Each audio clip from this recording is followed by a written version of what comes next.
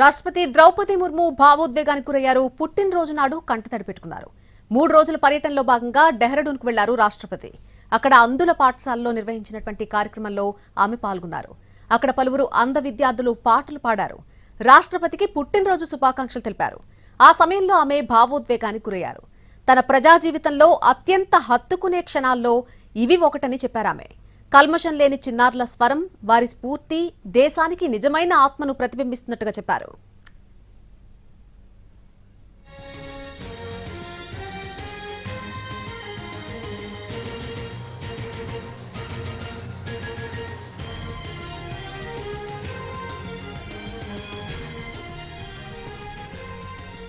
రాష్ట్రపతి ద్రౌపది ముర్ము భావోద్వేగానికి గురయ్యారు. పుట్టినరోజు ఆమె కంటతడి పెట్టుకున్నటువంటి దృశ్యాలు మనం చూసాం. 3 రోజుల పర్యటనలో భాగంగా డెహ్రాడూన్కు వెళ్లారు రాష్ట్రపతి. అక్కడ అంధుల పాఠశాలలో నిర్వహించినటువంటి కార్యక్రమంలో ఆమె పాల్గొనడం జరిగింది.